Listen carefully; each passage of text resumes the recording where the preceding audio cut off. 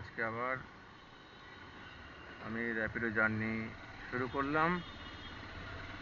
তো এখনও কোনো অর্ডার নেই।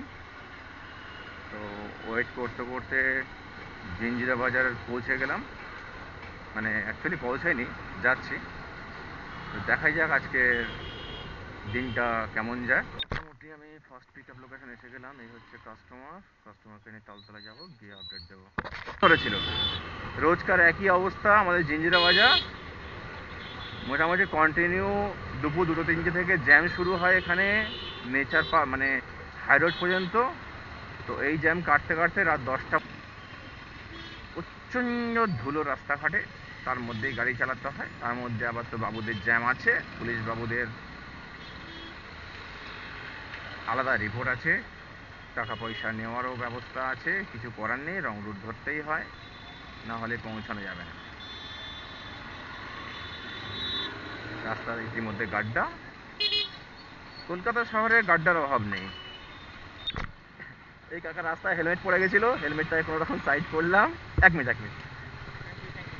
চলো।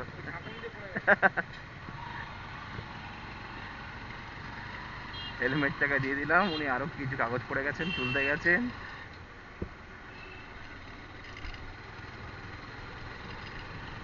এই হলো আমাদের ডক, খিদিরপুর ডক। খিদিরপুর ডকে পৌঁছে গেলাম। Finally drop complete. পেমেন্টটা নিয়ে নিই। এই হলো ম্যাডামের ড্রপ কমপ্লিট হয়ে গেল। মোটামুটি রাইডটা এন্ড করি।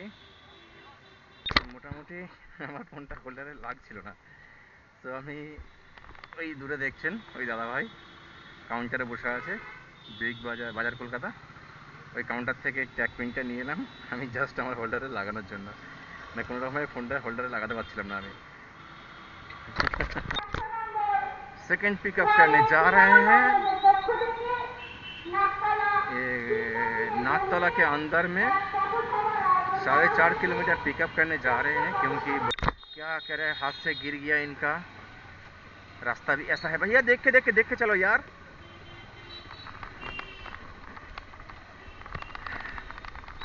यहाँ पे पाइपलाइन का काम हुआ है, तो रास्ता जैसा है, पिकअप भी करना बहुत मुश्किल है।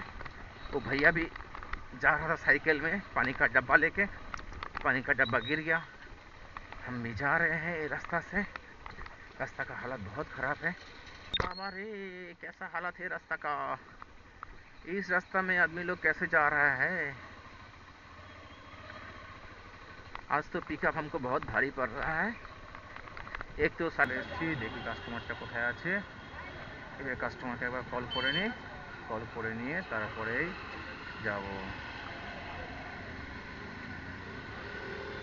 তো কাস্টমার লোকেশনে চলে এসেছি অলরেडी। আমি सामने आती है। चलिए राउडी जस्ट करते हैं, वहाँ जाके अपडेट देते हैं। अभी जाएंगे चिनार पार्क। यस। चिनार पार्क के लिए शुरू हो गया। यहाँ पे 24 किलोमीटर रास्ता है। कंपनी ने दिखाया 188 शायद। तो देखते हैं ड्रॉप करने के बाद कस्टमर कितना पे करते हैं हमको। तो जाते जाते अपडेट देंगे। সম্পূর্ণ আমাকে 1 ঘন্টা প্রায় কাটারি ওয়েট করালো, কারণ এক্সট্রা হবে না। নর্মালকে ওদিকে নিতে হবে, নর্মালটা ওদিকে নিতে হবে। কি করছেন দাদা ভাই, প্রায় আধা ঘন্টা আমাকে দাঁড় করে দিল এখানটায়। দাঁড়িয়ে ছিলাম, আমার হিসাব চলছিল, খুলছিল না। জাস্ট খুলেছে, দেখা যাক এবারে পেট্রোলটা নিয়ে আর রাইডটাকে অন করবো।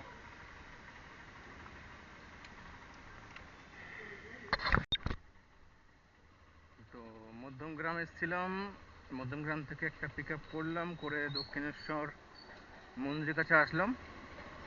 এখানেও 10-15 মিনিট ওয়েট করলাম, 20 মিনিট প্রায় ওয়েট করলাম। করার পরে কোনো কিছু বাজছে না।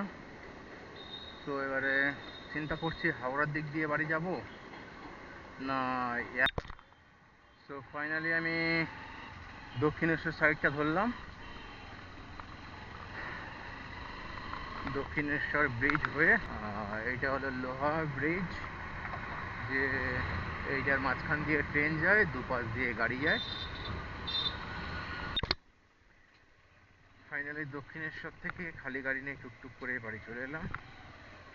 কোনো রকম কোনো অর্ডার নেই, কিছু নেই, তাই খালি বাড়ি স্টপ। চলে এলাম বাড়িতে। Tata, good.